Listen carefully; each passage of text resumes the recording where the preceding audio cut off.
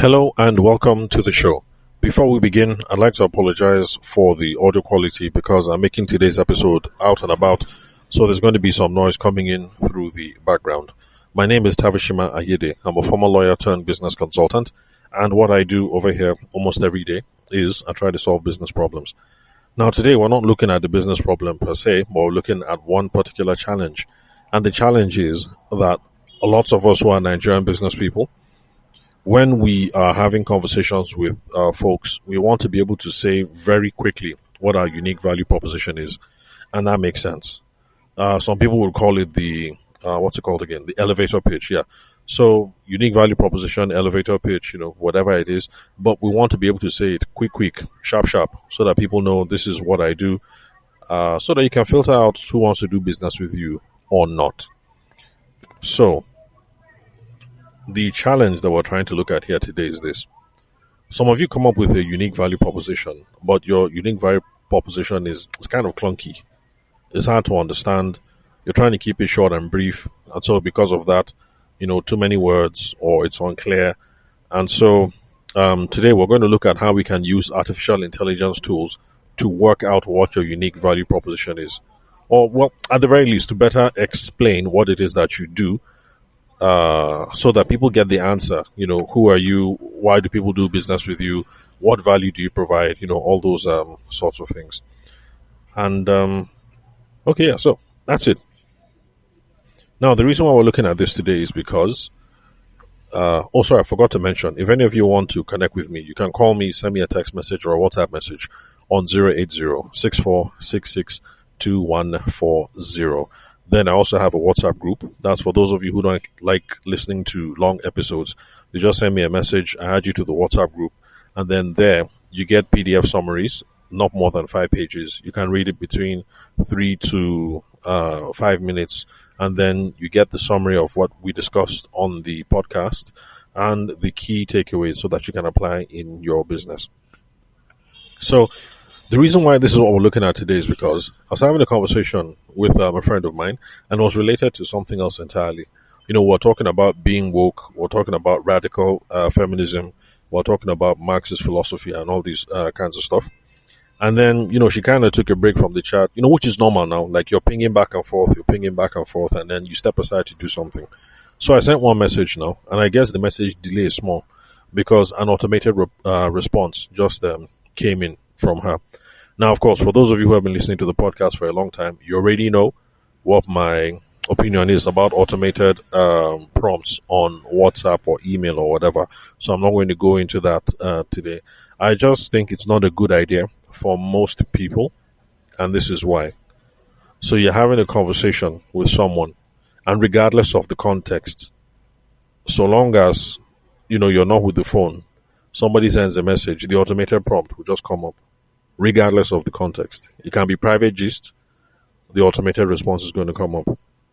You could be official gist, that you're gisting with the customer, but you're talking one way, and then before you know it, automated message will just come up. So in this case, the message that came up was, "Hello, thank you for contacting us. XYZ is revolutionizing and democratizing education with flexible, fast-paced, subscription-based learning that maintains top-tier quality and offers the option to upgrade to a full degree. Subscribe now or book a consultation at blah, blah, blah, blah, blah, /subscriptions. Now, some of you who just heard me read this out, you didn't quite get, okay, what is it that this business does? And that's the reason why I'm making this podcast episode. So, whether it's a good idea to use automated response messages or not, this is just by the way. But this is the message that came in. And to be honest, when I saw the message, even myself, even though she's my friend, and even though I know what it is she does, I had to stop and reset small to digest exactly what it is that the message was saying. Now, for those of you who figured it out on the first read, okay, no problem. It means you guys are smarter than the rest of us. But for those of us who are kind of slow, let me repeat it again. The message went, "Hello, thank you for contacting us. XYZ is revolutionizing and democratizing education with flexible, self-paced, subscription-based learning that maintains top-tier quality and offers the option to upgrade to a full degree.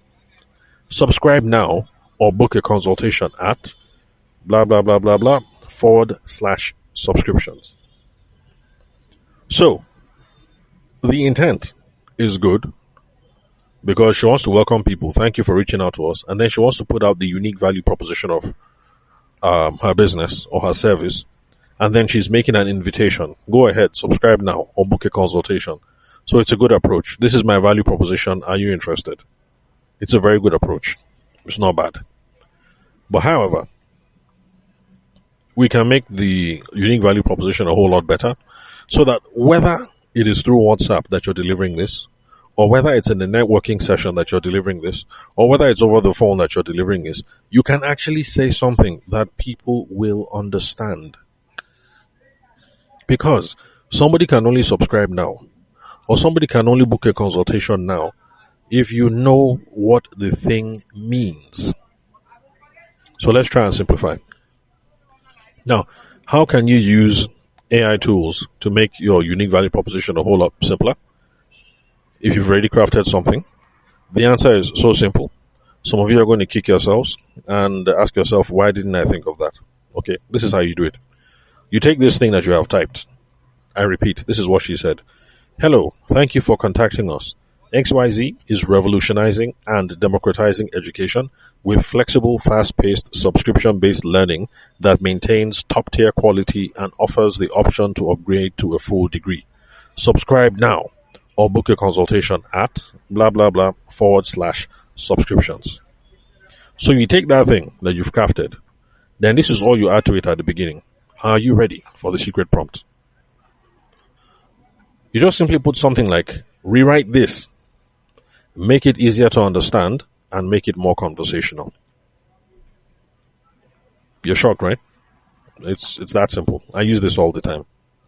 Rewrite this, make it easier to understand, and make it more conversational. And then you hit send. Now, whatever AI tool it is that you use is going to come up with a number of options for you. 3 or 4 options. All you have to do is just read the one that seems to make sense to you, and then edit it accordingly, and then continue with that. And I can assure you, what you're going to be left with at the end of the day is going to be simpler and much more effective than what you started out with in the beginning. Especially since in Nigeria, in this part of the world, we are taught to write in a very academic, very formal, very, we write very well. But it's about business. And even though what my friend said, is very good if it was in an academic paper, but saying XYZ is revolutionizing and democratizing education with flexible, self-paced, subscription-based learning that maintains top-tier quality and offers the option to upgrade to a full degree, and all that. I mean, it writes well. But when you're in conversation with someone, it doesn't speak well. And when you're having a chat with someone who might be a prospect on WhatsApp, the thing doesn't, how will I say, it doesn't chat well. So, this is one option. It gave me 2 options that I like. So let me just read out the 2 options. Now, the first option was, hey there, thank you for reaching out to XYZ. We are making quality education flexible and accessible to everyone. With our simple subscription model, you can learn at your own pace and easily upgrade to a full degree whenever you're ready.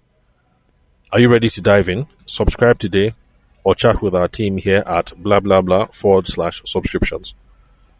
Can you see that that's a lot shorter? And it's more punchier. You kind of get the idea. I repeat, this is what Google Gemini gave me, one option. We are making quality education flexible and accessible to everyone. Full stop. With our simple subscription model, you can learn at your own pace and easily upgrade to a full degree when you're ready. That's all my friend was trying to say. It's education. It's a subscription model. You can learn at your own pace. When you're ready, upgrade to a full degree. That's it. Then, option 2 was, I can't remember why I like this one. Okay, well, anyway, let me read it. Option 2 was, thanks for getting in touch with blah, blah, blah. Higher education should fit your schedule, not the other way around. We offer high quality learning on a flexible subscription basis, so you can study at your own speed and work towards a full degree on your own terms. Subscribe now or book a quick chat with us on blah blah blah / subscriptions. Now, some of you might say, well, it's still too long. No problem. Take either of these ones that are here, and then do the same thing. Just add the prompt again, rewrite this, and make it easier to understand, and then send it again. You do this a couple of times, and your AI tool, whether it's ChatGPT or Perplexity or whatever it is that you use, is going to summarize it enough, make it shorter enough, make it kind of conversational enough, so that people can understand your unique value proposition. But of course, whenever you do that, you don't just take what AI tools spit out and then just use it as it is. Take it and then tweak it. Let the thing sound like you. Because you listening to this podcast now, there's a certain way you talk, there's a certain way you sound, there's a certain way you write. So, just youify the thing, edit it. Then for me, there's a certain way I talk, there's a certain way I sound. There's a way that somebody will see something and they'll say, Tabishima didn't write this thing. So yeah, I'll take it and I'll do my thing. But that's it basically. So, for those of you who have figured out what your unique value proposition is, well done. That is good. Because my friend clearly has. And the unique value proposition is that, education can be expensive, education can be hard, and she's based in the UK, by the way. Excuse me. And the schedule can be it can be grueling.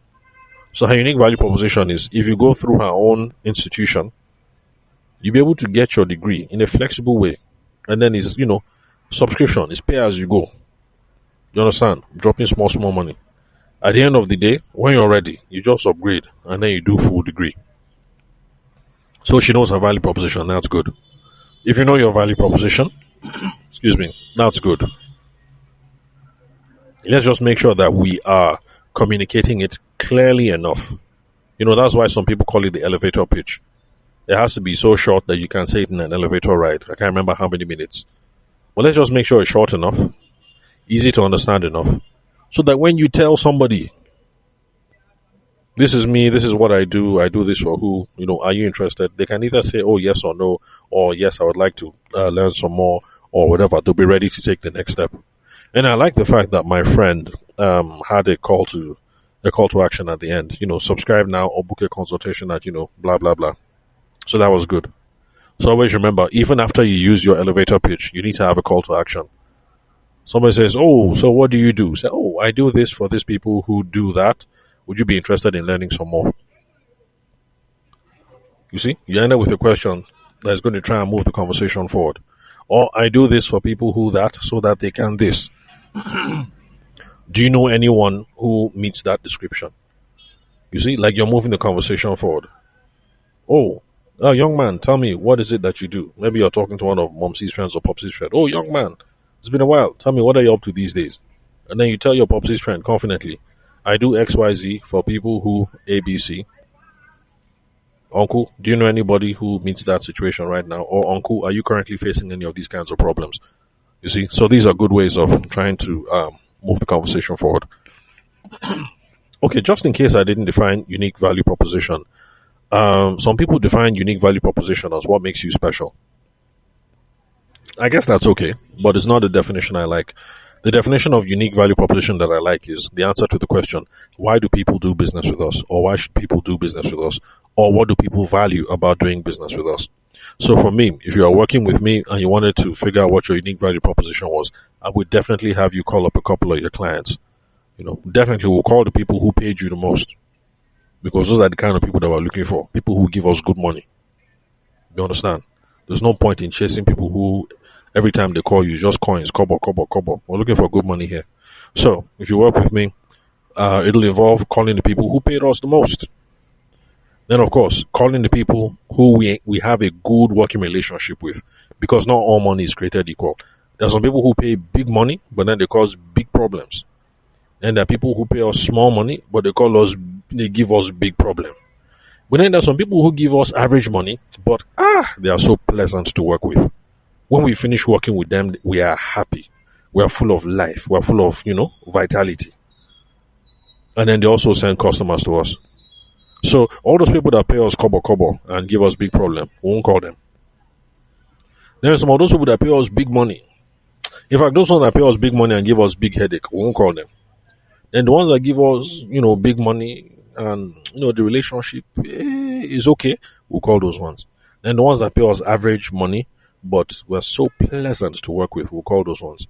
So from calling those people and from talking to them and asking them questions about why they reached out to us, the reason why they keep doing business with us, what they like about doing business with us, what we can do to improve our services, by having those kind conversations, those kind of customer focused, customer service conversations, we will be able to get the answer to the question, why do people do business with us, or what do people value about doing business with us?